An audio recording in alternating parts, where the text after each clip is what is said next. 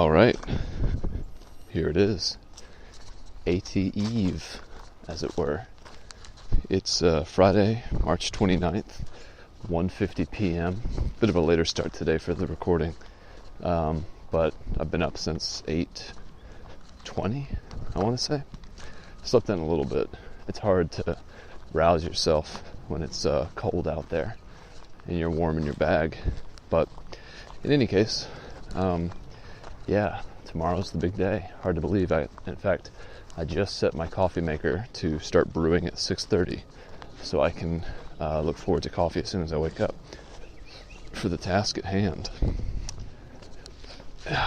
And let's see. I suppose I should start with what happened yesterday after getting to Lilburn. I biked from Porter Steel over to my parents' house, and when I first got on the bike, it felt extremely unnatural and just like very unfamiliar, but it didn't take too much time for me to actually get used to it and for it to feel normal again, I suppose.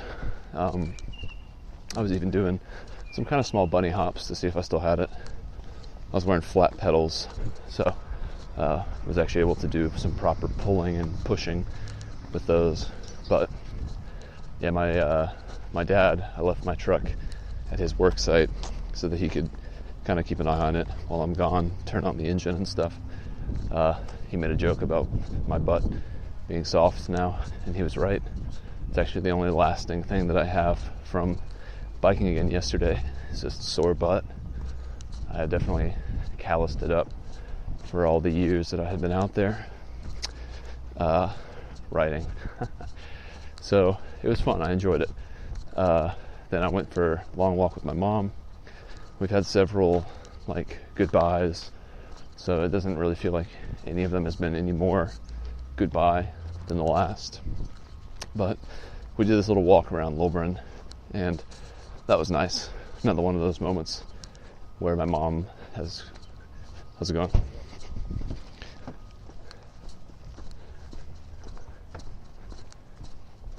Fairly correctly noticed that it's probably one of those things that will go into the memory banks. Then I biked home from there. Just my typical old Stone Mountain route, and that was fun. I think I still prefer walking at this point. I have to say, one of the things I was worried about getting back on the bike was having one of those rare road to Damascus moments where I'm like, oh man, I've missed this. Like, I didn't want to get back on the bike and then second guess the Appalachian Trail. Be like, maybe I do want to actually just bike cross country. Man, I'm at that door that no one knows how to open. It's too beyond those with the dim mental switch. Anyway, though, that did not happen. And in fact, I'm rather looking forward to another 150 days of being off the bike before I have to get back on it. I really don't think I'm ever going to go back to that level of obsession where I'm just trying to get no fewer than 20 miles a day and then 50 to 100 miles on the weekend. There's no point for any of that anymore. I'm past it, and that's exactly what this break has allowed me to do, mentally and physically. And I wouldn't say that getting on the bike yesterday was too soon. I think it was fine, given that I wasn't permanently getting back on the bike. It was just a check-in, and things are well. How's it going? So that was successful. As soon as I got home, and I do apologize for lack of something specific to say. The only thing that comes to mind first is for me to recount the instances of my day from the previous day, things I've done already, the day that I'm making the recording, and I guess what's to come. But I guess there's little interstitials in between. But in any case, made dinner. Don't really feel like... I made an early dinner. Just fish, kimchi, rice, very good. I'm actually walking to Kroger right now for what might be the last time I actually step on this trail for quite a while. I'd imagine, all things going well, best case scenario, next time I step foot on this path, if I don't take my dogs on it later tonight, it might be quite different.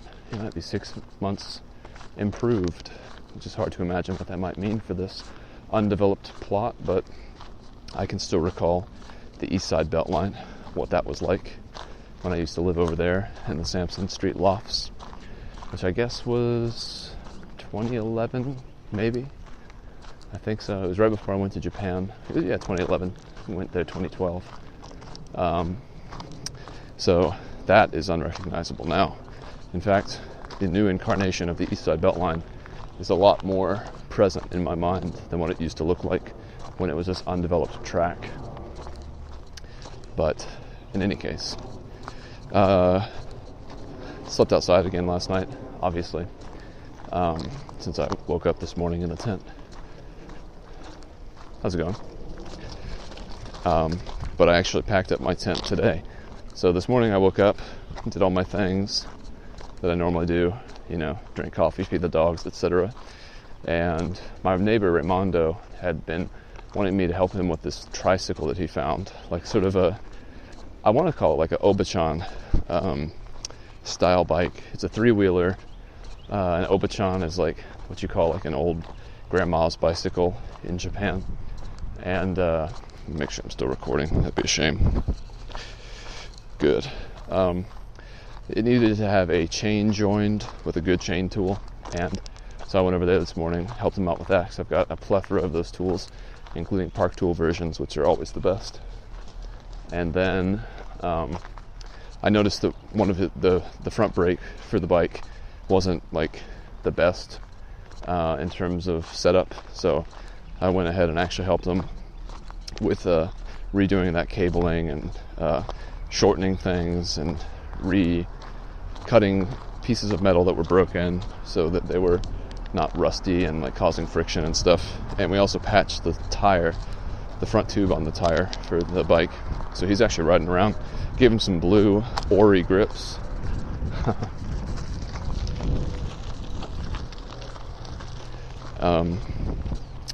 So the bike's riding pretty now. He gave me a case of Hopsecutioner beer, 12 of them. Damn busy today, y'all. It's Friday, aren't you guys at work? Maybe everyone's about to start the Appalachian Trail. Yeah, right. Actually, I think I know this girl. We'll see. She doesn't look super familiar. In any case, yeah. How's it going? Helped Raimondo with the bike. He gave me the beer. It's more beer than I can drink before I leave tomorrow. Although, question to myself, is it worth it to pack out a beer? Intuition says no. Intuition says why? Why even do that? What's the point? One beer, then you have to carry the carcass of it until you get to Neil's Gap or some road crossing or something. And is it really that much of a necessity? Isn't it better to start the trail without the aid of any kind of substance like that? Isn't that part of the allure of the trail, to get away from those things that have been so hard coded into the software of my routines and habits? Yeah, so, okay. I don't know if I'll take it on or not. That's yet to be determined. Tomorrow morning at 6:30, I might be like, I'm going to take one of those beers. But I'm not sure. I know myself well enough to know that I don't know yet.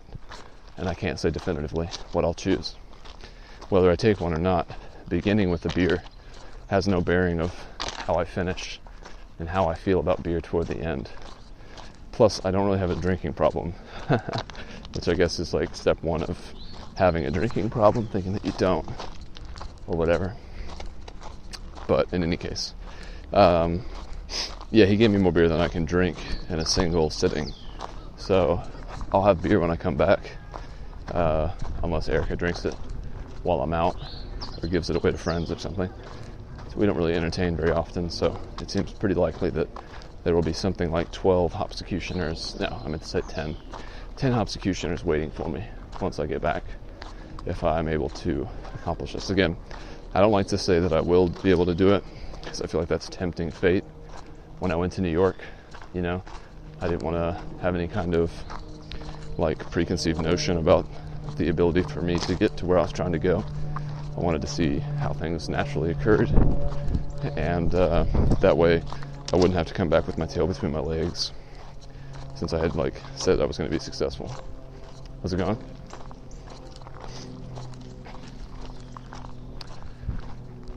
Similarly, I don't want to do any kind of celebrating until I'm on the other side of the thing. So we'll see how all that goes. And after that, I did some yard work, last yard work I'll be doing. And I'm going to try to wait to eat dinner tonight until a little later, closer to like twilight, so that I can have that feeling when I look out on my backyard, and just be like, yeah, that looks good. Again, my mowing, raking, and sweeping schedule and habit and all, it's very like Zen garden-y, only in the way that like my backyard literally has rake marks on it from where I dragged the dirt from where it was to where it was going, and I just enjoy looking out at that, just not like for an extended period of time, but just as I move around the kitchen making dinner, you know, look outside and just be like, okay, that area looks good. I don't think I need to go out there and do anything. It's like it's ordering the chaos and just admiring the order that is so fleeting and so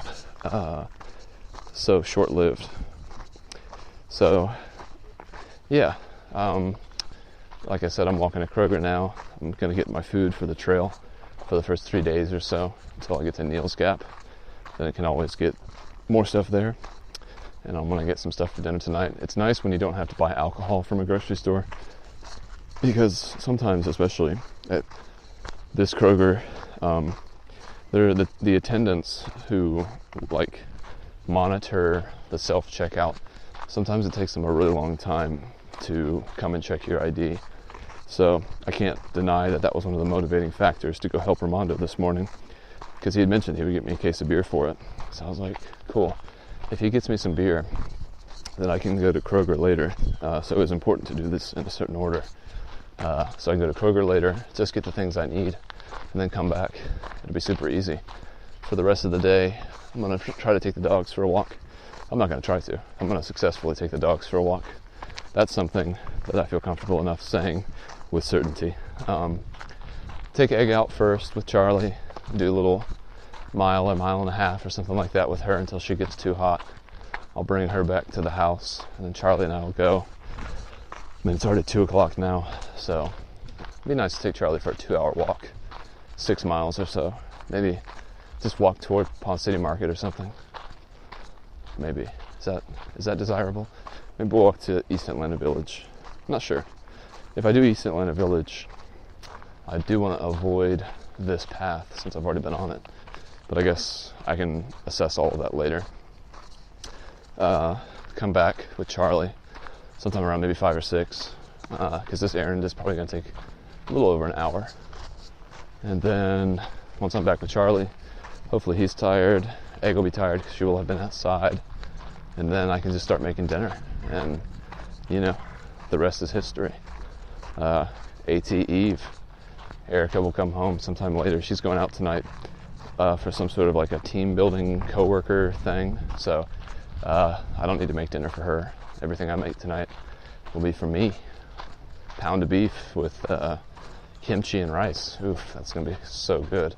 With that barbecue sauce, that Korean barbecue sauce. Damn, maybe I'll even need some for breakfast. Doubt it though. I don't tend to have self-control like that. Probably gonna be sitting there having had 2 executioners and just be like, nah, I'll eat that food.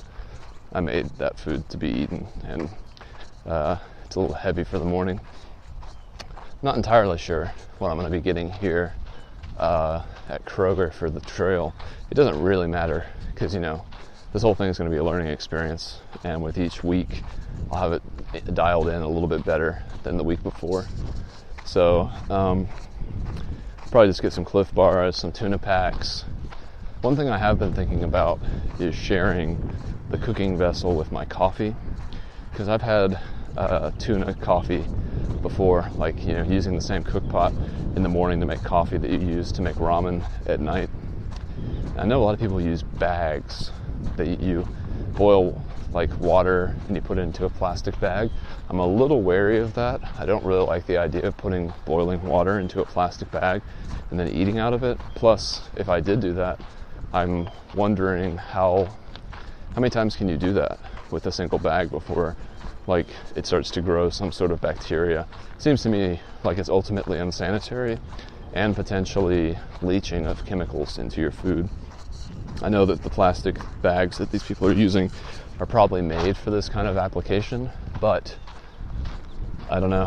I don't know how many times you can do it for, like these really heavy duty freezer bags. Perhaps there's a market there, some sort of a bag to put your food in so that you can keep your vessel that you used for cleaning or for eating clean.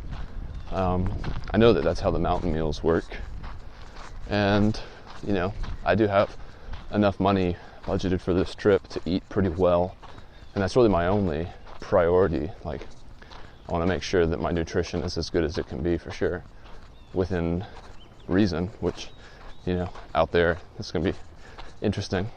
It's hard to believe right now, tomorrow, 24 hours from now, I'll probably be over halfway to Hawk Mountain Shelter, and all of it will have really set in. I do need to do that obligatory Trek Correspondence podcast clip tonight, and I was really hoping that I could do it from within my tent, but I think it's fair enough. I wanted to make sure that my tent was all dried out and shaken out and everything, because when I sleep in it, especially waking up early tomorrow morning, there's probably going to be a fair amount of condensation in it that wouldn't necessarily dry before we left, because we'll probably leave just before the sun rises, and taking this opportunity now to air it out along with my sleeping system, sleeping bag liner, and my sleeping pad. Having all of those things aired out, I think it'll definitely pay dividends. I don't think it's going to be rainy the first night or day, so that'll be a blessing, because it certainly was wet last year from the jump. Passing by this old factory where I've stopped to pee before, and probably will again now. The pollen is out in force today. I think I've been inoculated against it successfully. Not really feeling any ill effects, but I did have that headache a few days ago, and then just have a slightly scratchy throat in the morning. All right, walking into this little outdoor facility place. Gonna go pee in the corner, somewhere where it seems safe to do. This is reasonably far away, unless I've totally misjudged this structure and it's actually occupied by somebody. There's so much stuff back here, it's crazy. I need some food. I'm hungry. I need to get some sort of a snack, some sort of a something. That'd be cool if it was just a drink, but it needs to have protein in it. I don't want to eat anything because I want tonight's meal to be extra satisfying. And I think withholding solid food until the last moment, especially after having 2 beers, which is my plan, that's going to really be what sends everything over the edge. Get one of those like Odwalla protein drinks here in a sec from Kroger. Most of the way there now. You can see the end. I feel like I've been walking pretty slow. I don't feel any residual soreness from the biking. As I have noted many times, when you go from biking to walking / running, there's not a ton of crossover there in terms of strengthening your ligaments and your tendons and your muscles. You go for one run as a biker, and you will quickly realize just how weak your legs are if it's not something you do regularly. And Dissimilarly, I think if you go from walking and running to biking, you'd probably have no problem at all. I guess you'd have a sore butt at worst, but that's really not that bad compared to some of the crazy pains that I felt back in November. Just like hobbling. They call it the hiker hobble. And I think I've already gone through it. Can't really imagine that that's a condition that would be sort of sparked up again. I feel pretty good about my ability to not be injured for any reason of acclimatization. If I get injured, it's probably going to be because I fall or I twist something or I land wrong or something like that.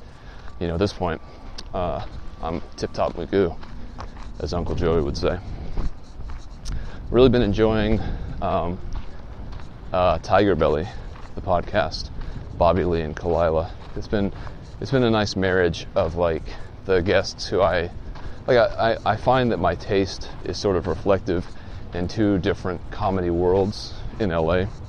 I've got like some alt representation, alt comedy with like Comedy Bang Bang and all the things on Earwolf that I listen to, Doug Benson. But then I like some of the other LA like Comedy Store, I can't, Laugh Factory, I don't know, like the Joe Rogans, the Brian Redbands, Brody Stevens. He sort of had a foot in both sides. He was sort of alt comedy. It's like an alt comedy guy that like regular traditional comedy guys accepted. Sort of a hard place to be in, honestly.